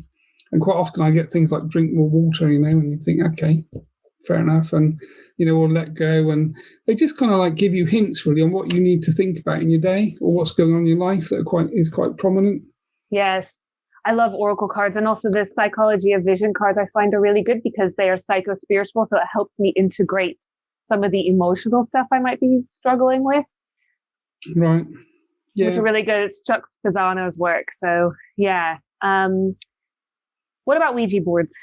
I got into trouble at a young age. I was probably like 8 playing around with a Ouija board, and I'm sure that I got some really not so fun attachments from that experience.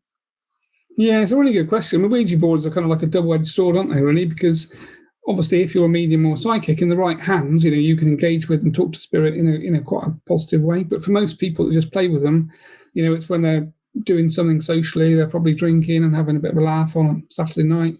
And then you start asking, who's there. And Chen's take on that is, when you do that, effectively you're opening a door to spirit, but only negative spirit's likely to answer. So any spirit positive, or positively biased spirit like Chen would never come and talk to you whilst you're drinking and having a laugh with your friends with a sort of Ouija board, because obviously they know that the intent is not particularly positive and it's recreational as opposed to spiritual, effectively.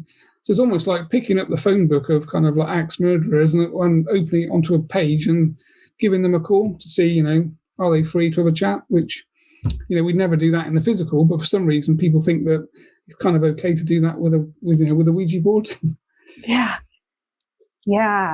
Interesting.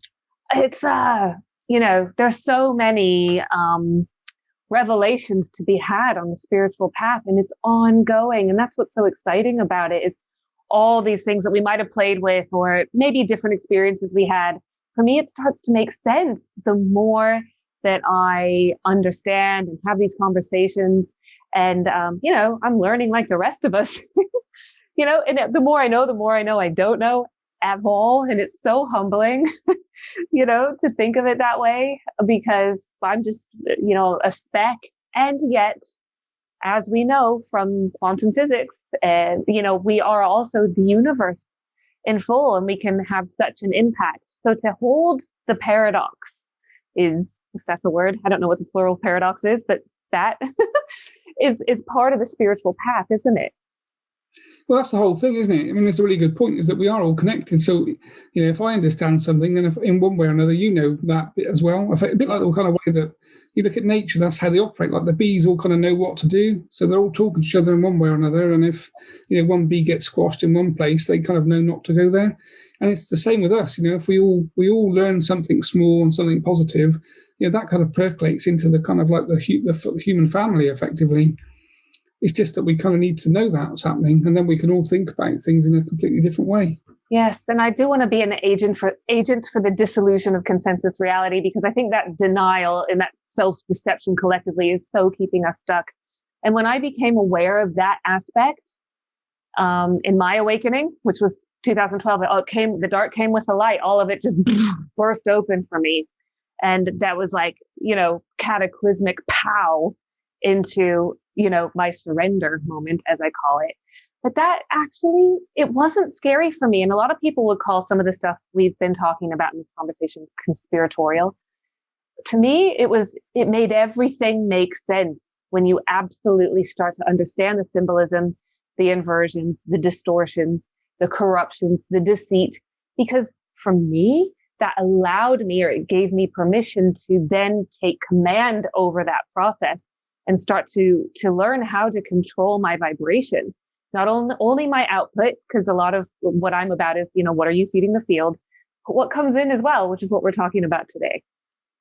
Yeah, and it's a really good point as well, isn't it? Because effectively we can filter, can't we? So we can decide, you can turn the news off. If you don't want to allow negative vibration into your space, your field, your consciousness, you just turn the news off and don't watch the news. And delete. Yep.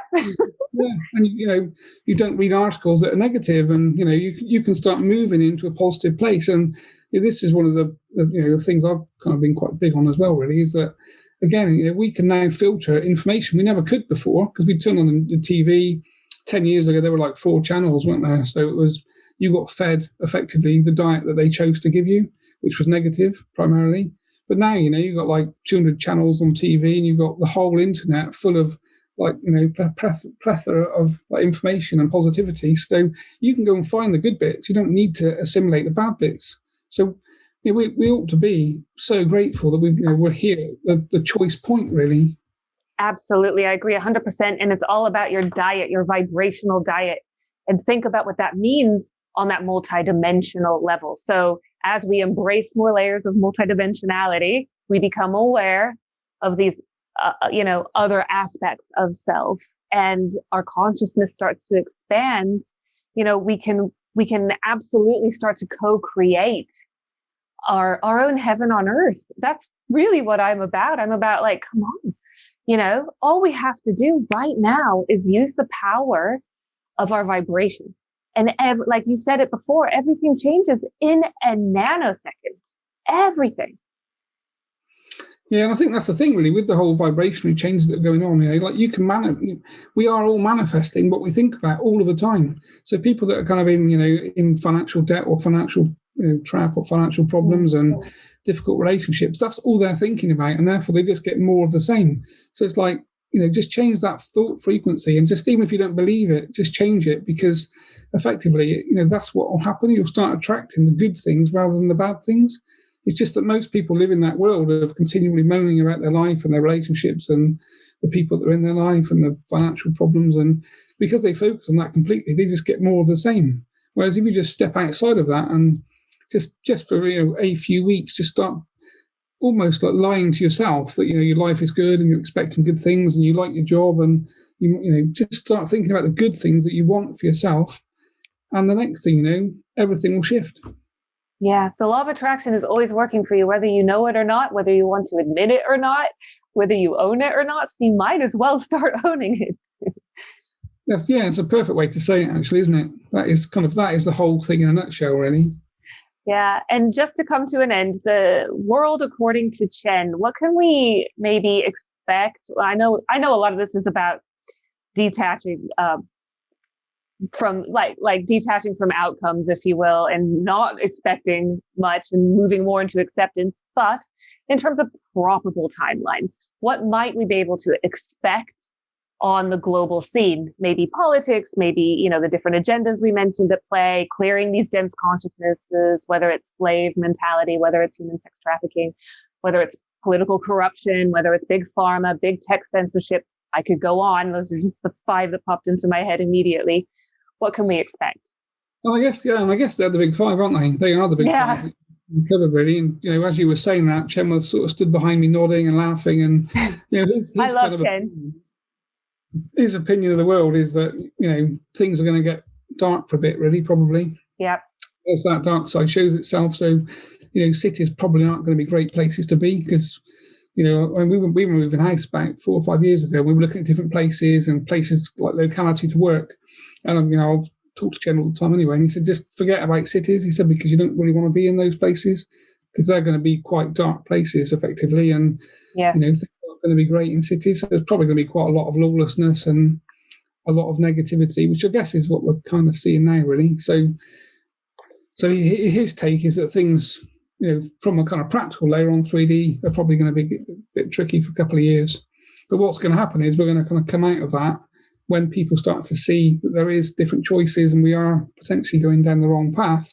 That will be the sort of pressure point for people to make change, which is what he's expecting to happen. So his take is, years ago, he said to me, when we started working in that negative space, that I wasn't that keen on, sort of 15 years ago, really, but I felt like a chess pawn being pushed across the board. There was no real choice. It's like you said, that's what you're here to do.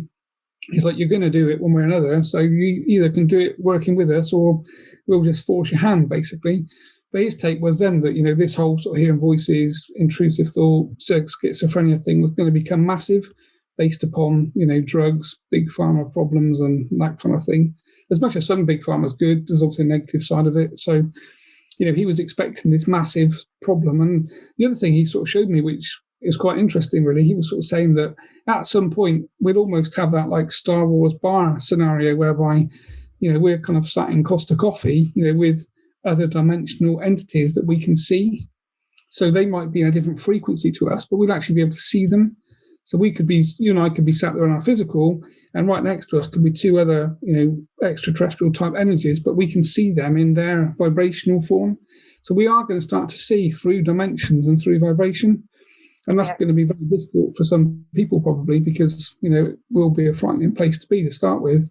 And his opinion is that's why, we're here as the kind of first wave of turned on spiritual people to get spirituality out there on the, on TV and the internet and like your documentary and things, just to get people to, there's a place to go. When it happens to you, you can go and find a place where other people know what you're talking about and experiencing. And, we can we can all hold each other's hand and walk that path together, basically. Yes, as light workers, I call it, we're the way showers. We're showing the way and we're spearheading this ascension to 5D, which I believe is being created, by the heart structure through living from your heart. And you hit the nail on the head there, Andy, because it is the friction that polishes the stone. It's the shadow that defines the light. I learned that when I was learning how to life draw. It's true on every level, You would have a blank page if you didn't have dark defining the form of the human figure. Yeah, and you can take that as a metaphor for all of it, And everything you've said, like Chen's sort of predictions, if you will, that really jives with my intuitive impressions as well. I do believe we're going to see, we haven't seen the end of the trumpet energies, if you will. And I believe maybe springtime, we'll see something happen in that area. But in terms of, the upheaval, yeah, it's going to get more chaotic, but that is exactly what has to happen for us to ascend. Yeah, and there's a great side to it as well. I mean, if you look at nature now, because we're not driving our cars and planes aren't flying around, like nature's thriving. I mean, I went out for a bike ride, mountain bike ride through the woods the other week, and I thought, I've never, the air was really clear, which it's normally not, and I come back coughing a bit, and I noticed that like there's just more of everything in nature around because we're not out there anymore. We're all trapped in watching Netflix. So, nature's actually got this opportunity now to thrive without kind of human. Yeah. Talk about inversion, Netflix. Man, just click on any Netflix show and you're going to see satanic symbolism there.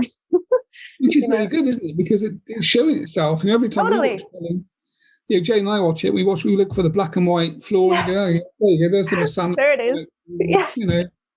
Yeah. You mentioned nature. One thing we didn't touch on, but really, really briefly, what are some ways to protect ourselves from 5G, which is another threat coming at us, if you will? 5G is like a massive problem, isn't it, really? Well, it's definitely going to be a massive problem. So, we've got a router here, so I've just turned 5G off straight away, basically. So all of my connections here are Ethernet based, it's cable. Mm-hmm. And obviously the phones are still Wi-Fi, but connected to 3G. Mm-hmm. And then we're just making sure that we've just bought new phones recently that are still on 3G. So we're not kind of going over to the 5G thing. So obviously there's that way of doing things primarily, is to make sure that you're not actively using 5G in your house, even though your neighbours might be. And obviously you can't transmit 5G. But again, placing sort of crystals around the house and lots of plants, again, is something that we've got here because they help to purify the air and, the whole sort of photosynthesis thing of sort of breathing in like carbon dioxide and giving out oxygen. So they're good for your environment. I mean, ultimately, again, it's a choice of trying to not adopt the new technology, really, which is going to be difficult. Of course, they're rolling it out anyway, and they know what the problem. They know that it causes massive problems, but obviously 3G kind of did as well, really. So it's just a next level, isn't it? So it is, and it's a new level as well of saying no. I do not consent. That's like the phrase of the times. I do not consent to all of these things going on. The assaults on our sentience, as I like to call them, because all of it is dimming our radiance, and we're meant to come out and shine, as sacred, sovereign, sentient beings. I think that's the thing. I think that's the right point you're making, really, is that each one of these things is just another thing they're doing to try and keep that vibration down. Yeah. Yep. And the further they twist the screw, the more the masses are starting to wake up and become aware of what's really going on. And we're here to help guide them now. Yeah. I mean, I remember seeing like photos of trees in sort of roads where they were testing 5G, and they're all dead. And you look at that and they're saying, oh, it's a, I think somewhere up north they were talking about, it's some sort of disease in the tree. And you think those ash trees have been there like hundreds of years. You've put a couple of 5G transmitters up, turn them on, and all the trees have died. It's like, if a tree's going to die, what impact is that going to have on people lying in their bedrooms right opposite some 25-foot transmitter? It's clearly not going to be very good. And again, these are reasons why you kind of need to get out of the cities, really, because they're kind of Wi-Fi, electromagnetic sort of places. Yeah, havens, absolutely. One thing I do is I put shungite pyramids. It's sort of a grid around my house. It creates like a grid structure to help protect from some of the EMF waves and such. To offer that solution out there, it seems to work for me. And also I have it on my phone, on the back of my phone. You can buy them online. Just make sure it's real shungite. Yeah, that's the thing, isn't it, really? Yeah. I mean, you can almost imagine a day whereby we'd all be kind of like living inside Faraday cages, really, whereby we create some sort of metal structure around us that stops everything coming in. Because, we were talking about moving house a little while ago, and I said, Jane, if next time we move house, we'll move house to somewhere there's no Wi-Fi at all. So go and find somewhere that's in a complete dip, basically, with no phone signal, and that would be the perfect place to live. Yes, 100%. Well, it goes back to protecting ourselves in every way we can and making that a top priority. And that's how we can all keep ourselves fit on the front line of this psycho-spiritual information consciousness sentient warfare that's happening right now. As warriors of the light, if you will, and I like to think of us, those of us who are activated and aware, is sort of anchor points on the grid around Earth that is serving to create that 5D structure and beyond. And that's a really interesting point, actually, because I know quite a lot of people like ourselves, and most people like us end up living in the most negative places because, of course, you get put into the most negative places, the vibration effectively. Oh my God, I'm so glad you said that, because I often think, how did I end up here? No offense to the UK. I love the UK, but it's not very sunny a lot of the time, for one. But I know I'm meant to be here, and it was all divinely planned. I mean, obviously, I'm American. I'm from Springfield, Missouri. It's a small town in the Midwest. So for me to end up here is slightly random. It was a succession of random events that led me here. And then I had my children, and here I had to plant and stay for a while. I liked being a nomad. I'm a wanderer at heart. I'm a gypsy, cosmic gypsy. But that is the thing, isn't it? Is that, the people with the highest vibration need to be in the most negative places, don't they? So, yes. In a way, you can take it as a kind of good thing that you've been put somewhere negative. Oh, I know exactly why I'm here, 100%. And I'm grateful that I am, because, it's those chinks of light, and we're starting to really connect and actually start to communicate telepathically, and that's like, all these things are the next step. I see us forming, I call them islands of light, but I don't mean island in the maybe geographical sense. I mean, maybe partially, but, we're our own island of light, and we're holding that structure and letting it vibrate in potency until it can collapse into physical reality as the golden age that we want to see, a more compassionate humanity, the end of the dark era, and all the corruption comes to a head and is dissolved, and we free the children, and all these, the slave consciousness and the shaming and everything that goes along with it can transmute and transcend. Yeah, I think we're there, aren't we? It's actually happening now. It is 100%. We just need to keep on with it, basically, and then not let that go, I think. Yep. Keep on keeping on. So do you have anything else you would like to add? How can people contact you if they would like to get in touch for a clearing? Yeah, so I've got a website basically, which is andy-porter.co.uk, or just type in sort of Andy Porter Psychic Surgeon into Google. My website will pop up. So I've got sort of forms on there. And again, there's quite a lot of information on there. I'm just starting to try and do some videos now and get into this kind of, because this is the whole thing, isn't it, about using techno for our purposes against the dark, really. So I've sort of started, Chen's kind of encouraged me to start doing some YouTube videos and explaining some of the things we've talked about. And because again, I used to write it all down, but people don't really like to read.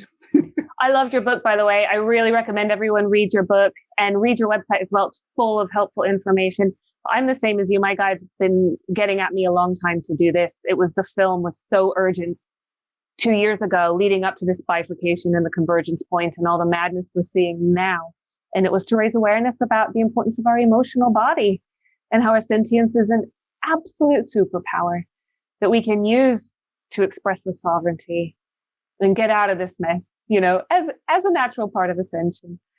Fabulous. And that's the thing, is there's lots of us around, isn't there? It's just connecting to each other and, just trying to hold that light for other people to follow behind, basically. Well, that's it. It's so interesting because for me, my background is journalism. So I was in broadcast journalism up until I finally, succumbed to active alcoholism. And then I drank alcoholically for about 10 years. And then I got sober and retrained, as I was saying. I took about every psychic development, spiritual development, emotional healing, etc. course known to man. And, and started educating myself on all this stuff. And I'm still going, and there's still so much to learn. The greatest role as a teacher is to become the student. And I see that 100%. But I wanted to show the 10-page report that I got from you. I've written all over it now. Just to give people an idea of what you can get if you get in touch with Andy. He is really top of the top. You are so good at what you do, and you came really highly recommended from someone I really, really trust. Lorna Wilson, shout out. And actually. Yep. And thank you for your service to humanity. Yeah, well, thank you, Kristin. You're doing the same thing, really. Just like you say, I think if we can all just walk in our light, then everyone else can follow, and we can change. We can make that change that is going to come one way or another. It's just how long it takes, basically. I think. Yeah, be that change. And like me, like my own story was combining my journalism training with my spiritual knowledge, and being willing to be vulnerable about sharing some of my deepest, darkest, because I do believe that's partly how we heal, is to not keep these things stuck in the closet and not talk about it. The hush hush thing has to go, and we have to get a little bit more brave and courageous in how we share in our own authenticity. And that does mean fighting the fear and doing it anyways a lot of the time. But going through that uncertainty and that fear is part of the expansion of consciousness that we're all going for, that we all want to see. So for me, combining like the old me with the new me, and that was like my complete divine purpose for this now moment, all in one. My whole life is built up to this point where I'm meant to be activated, aware, and sharing this information with other people. So I'm trying to get new interviews like this, really helpful, useful, practical information, bring the sky to the street to viewers, to help you on your journey. So hopefully there's tons of takeaways from this conversation. You've been amazing. You're really good at grounding information. Yeah, thank you. I'll just try and be authentic. Like you just said, really, it's just about being authentic. So, I don't like the whole guru thing at all. I think I'm just going to be me, really, and just be authentic. I have good days, I have bad days. We're human, aren't we? That's the way we are. So me I just too. Present as I am, really, and hope that reaches people in a kind of authentic, truthful way, because that's who I am, effectively. So I don't pretend to be anything different. Your humility speaks volumes, and your work is really impeccable. And I encourage everyone to check it out, check you out, and just take more, ownership of your own psychic protective modalities, if you will. Your practice, it's a practice, right? So you put these protectivisms in place for a reason, and it's so important. So you really, go ahead. I was going to say, it doesn't actually cost anything either. If you just follow the sort of techniques, really, in terms of just changing how you think and just putting the right things around the house and changing the environment you live in, everything will change around you. So you don't need to spend money. You don't need to go on courses that cost a fortune. You just have conscious awareness and make that change, and things will change very quickly. Yes, our outer worlds are always reflecting our inner worlds. Right? So it's all about that. Just like I always say, like, take command on your interior landscape, and you will see it mirrored back to you from your exterior. And you can take that as clues as well as to where you need to work on. I look at, maybe a tiff I had with my partner, right? Like, oh, okay, that's mirroring back to me an emotion or an aspect of self that is calling my attention. And, attention is a currency. That's why we pay with it. So we then pay attention to that area or that aspect of self that needs you to focus on it. And what we focus on, we feed. And I'm a huge advocate of integration. I think it all boils down to it's not rocket science.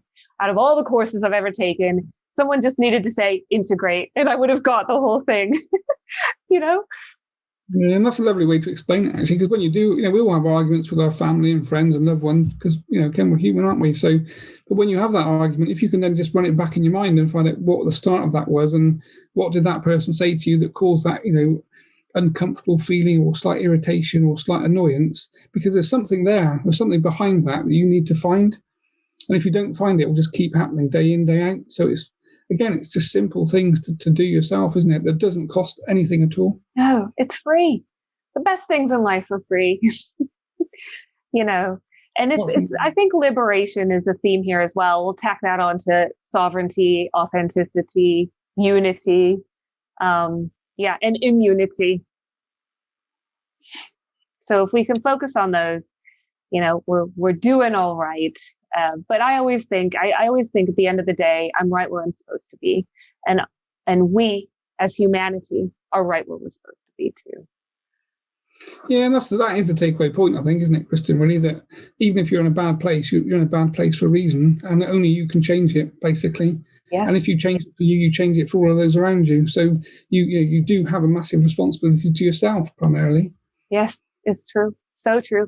And if you feel like you can't reach out for help, because there's so many of us who are available, I'm not shutting down for this, or, I still see clients, and I know lots of people do, and mental health is sort of being a little bit more protected. You've got your support bubbles, if you will, here in the UK, they call it that anyway. But make it your priority. Don't isolate yourself so much, because isolation can kill. I know that from my experience with addiction. Don't isolate yourself so much that you're not connecting to anybody. And if you're moving into this more awakened state, use social media, as you said, to connect with people alternatively. And there's new platforms emerging all the time with all the censorship, that you can connect with like-minded souls who are really genuine and authentic, and you feel part of a soul family then. I certainly do.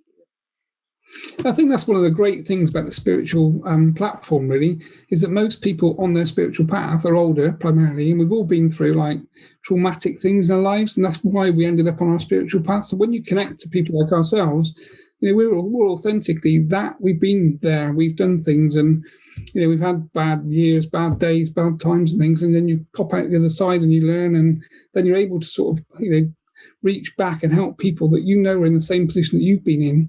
And that's why I kind of love that whole spiritual area, really, because most of the people, have been through some pretty dark days. Absolutely. And that's the hero's journey, isn't it? So the dark night of the soul, and you've got to know that the darkest hour comes before the dawn. I think I said it earlier, but it's true.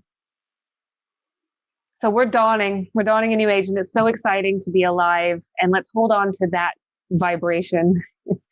Because actually, amidst it all, I have to say I had a dip around Christmas, sort of before Christmas and a little bit into January, where I had a shadow moment come up and bite me in the ass, and that's okay. It was one of those things that was like my own blind spot. And it had to do with actually cutting me off from my purpose work. And it really tapped into it triggered a deep insecurity in me. And I dealt with that. And now, despite external appearances, I truly feel more excited and hopeful than ever, because I see what's on the horizon as an intuitive empath, and my guides are showing me, and it's really exciting stuff. We're looking at the renaissance and reemergence of homeschool. We're looking at doing everything in an entirely different way. Quantum structure for finances, finally getting out of the fake fiat money system, and not to mention big pharma and clearing up our food. I mean, you can't even shop in a grocery store. I just look around and go, toxic, toxic, toxic. Where's the organic fruit and veg? That's it, Well, I think that is the whole thing, isn't it? You can see that whole 3D world is just falling apart, really. And that is the whole thing, isn't it? And if, as we said, your diet, in vibration is going to kind of show you what manifests on the outside to a certain degree. So if you don't get the food right, you can't really expect to have a healthy body, and therefore the mind follows, and, the whole thing breaks apart. And it's probably why we've kind of gone down this road with food, really, because obviously it's, those in power and those that understand things know that as well. So, yes. You live on a diet of McDonald's food, then, expect a visit to the hospital at some point, because your internal organs and body isn't going to manifest health. The powers, the powers that word do know that. And why do you think it's so cheap? And organic food is a little bit more difficult and more expensive. If you can afford anything, invest in food, and your emotional diet comes for free. Perfect. Yeah. Yeah. You can unplug for free from the mainstream media. So that's, yeah. Yeah, well, that's kind of my favorite film is The Matrix, actually, for that whole reason. That whole kind of concept of like Neo and, do you want the red or the blue pill, basically? And that was kind of my sort of, incorporation into the spiritual world, really. It was the red pill, and wow. Yeah. But hey. It's a documentary, I think. Yeah, exactly. And that's actually, right? It's so true. And it's why I made my film. It was my own 5D chess move of trying to get around cognitive dissonance, cognitive rigidity, confirmation bias, all the things that come into play when you start talking about the control agenda. Go, right, okay, let's just look at emotional healing. Because if we do that, we do everything, right? If everything, like Einstein said, I forget the exact quote, but to paraphrase, we can't solve the problem with the same level of consciousness from which it was created. And we can't try to adjust ourselves to an insane world. Like I said, I tried that. It didn't work. I almost killed myself in the process. and embracing my own divinity. Yes, that meant losing most of my friends, but I gained my own wholesomeness in the process. It's becoming friends with yourself at the end of the day, all the different aspects of self, no matter what. And you probably will only have a select few after that, if any at all. But hey, it's the quality, not the quantity, that counts. Yeah, that's how I look at it. Really, I lost, a big group over 30 probably, but now I've got about 3. Yeah, those three, if I was hanging off a cliff, any of those 3 would be there, sort of thing. But of the other 30, probably 1 or 2 may have turned up if it was the right day. But I'd rather have the quality than the quantity. Me too, 100%. It's all about that. We'll bring it to a close. It's getting on, oh my gosh, 8:30. I really appreciate your time and your wisdom and your knowledge. Thank you for sharing with us and really bringing it down to earth today, which is what it's all about. Yeah, it's been a great chat, Kristin. Thank you for hosting it and obviously providing the platform to get this information out there, really, because we're all trying to do that. And the more of us that can do what you're doing, basically, the more people that can be helped, and the whole thing can cascade outwards. And that's kind of where we need to be, isn't it, really? Yeah, the pleasure is all mine. It doesn't come uber naturally. It's sort of fighting the fear and doing it anyways. I've become a super introvert in my awakening and in my sobriety. But, I used to do this on camera stuff in the past. So I kind of have to get that aspect of self and go, right, I'm going to integrate that and incorporate it and pull that one out of the bag so that I can walk through the fear, feel the fear, and do it anyway for the good of humanity, to be of service in the way that I'm supposed to. I incarnated for this purpose. And everyone has their own unique purpose. I think that's a really important one to end on. Yours would look totally different to mine, but we all have our own original sentient. And that's the whole point, coming back to Jen's thing, even if it's just holding your space, just living and breathing and just holding a higher vibration. If that's all you need to do, you don't need to be on TV or anything else. Just literally just hold your space, basically, and and that way we win. Absolutely, totally, 100%. Well, you're a rock star, and I really enjoyed this conversation. I feel really at ease with you, and it's been an awesome conversation, actually. Thank you so much, Andy. Yeah, I've really enjoyed it as well. Say hi to Chris. I will, and I'll contact you for a clearing in the near future, because it's those spiritual health checks we got to stay on top of, and I'm committed to mine. Yeah, perfect. All right, Kristin, you have a good night. You too, Andy. Thanks a million. Okay, cheers. Bye for now. Till next time.